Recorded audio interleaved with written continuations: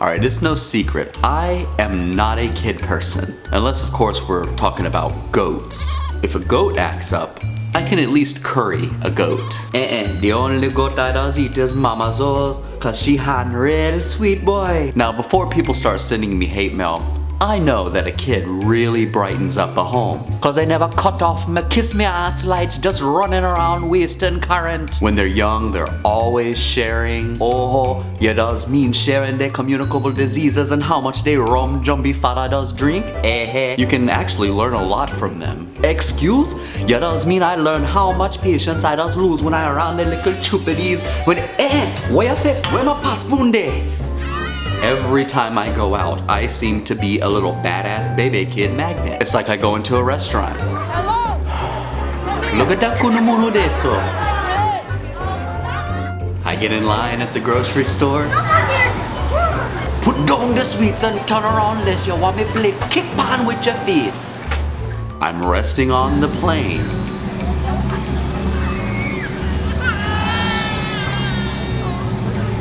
Such a blasted cheer on down before I go blaze all of the tails. The irony is, I am an uncle to a lot of kids. The difference is I actually like them. For the most part, they are or were really good kids. That's cause when all of them feeling real big, you just cuff them in the gullet. In spite of all of what I say, I still have a special place in my heart for kids. Well, good kids. Okay, good kids that aren't annoying. And good kids that aren't annoying that like to learn. Good kids that aren't annoying, who like learning, and who are somehow connected to me. Those are the kind of kids I like. Yeah, those are the kind of kids. But the others? Come here now, you want licks?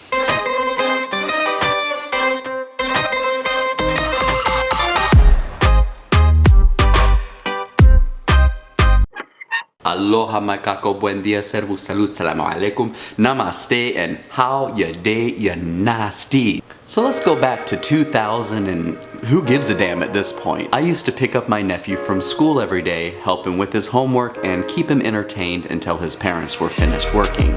Now this kid truly has a place in my heart because one of his favorite treats are King's Hawaiian rolls, and how can I not love a kid who loves bread? It's been a while since I've seen him, and today is Sally's feeding day, so I decided today I'm going to do a version of Adrian's favorite Hawaiian sweet rolls, Uncle Myke style. What a lot of people might not realize is that the Hawaiian sweet rolls that we think of today were more than likely inspired from the Portuguese sweetbreads that were brought to the island by Portuguese immigrants. Since I sadly do not live on any of the Hawaiian islands, I can't really call them Hawaiian sweet rolls now, can I? So I'm gonna change these names and I'm gonna call them Uncle Haole rolls. Yareal ho'o Haole today. Olelo Hawaii oe.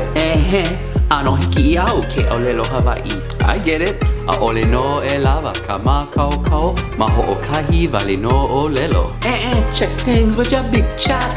This recipe uses very basic ingredients, and for a fraction of the cost, you can have these sweet rolls in your home anytime you'd like. So, ho'o makau? Ay, hiki no boy, hiki no. Let's begin. For this recipe, you are going to need 1 cup of Sally, or whatever you decided to name your starter, 2 teaspoons of yeast, 2 tablespoons of brown sugar, a half a cup of pineapple juice, 350 grams of flour, or 2.5 cups, 1 egg, a 1/4 cup of milk, and 1 teaspoon of salt. I am using Hawaiian red Alaea salt. In addition to this, you are going to need 1 egg yolk and 1 tablespoon of water. We're going to start out by giving Sally a little snack. Dump the yeast, the sugar, and the pineapple juice in and give it a stir. We're going to let this sit for 10 minutes or so. As you can see, I've put my flour in a stand mixer and I've fitted it with a dough hook. We're going to add the Sally mix to the flour and then add in our egg and salt and just give it a little spin. Once the dough starts forming, we're going to go ahead and add in the milk. Give it a mix. Once the dough has formed, we're going to add in our butter, about a tablespoon at a time.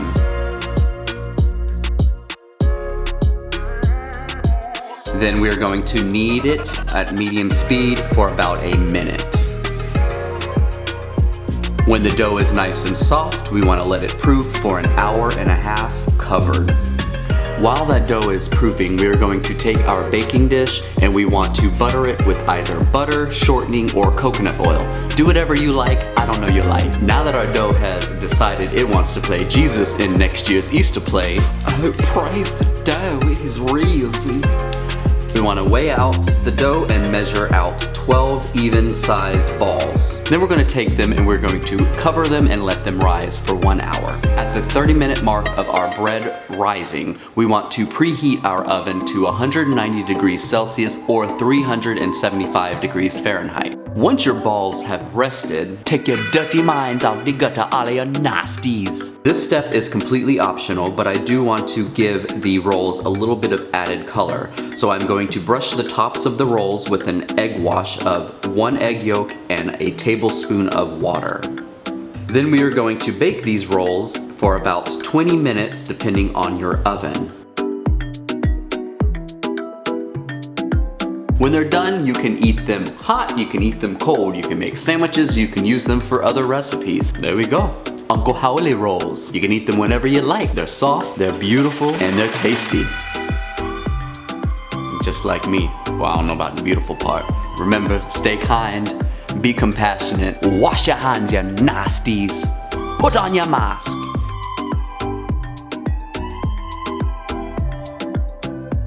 Until next time, aloha, ahui ho. Oh, trust me, I get it. No, I don't. O ka noho anakahi e aloha ai.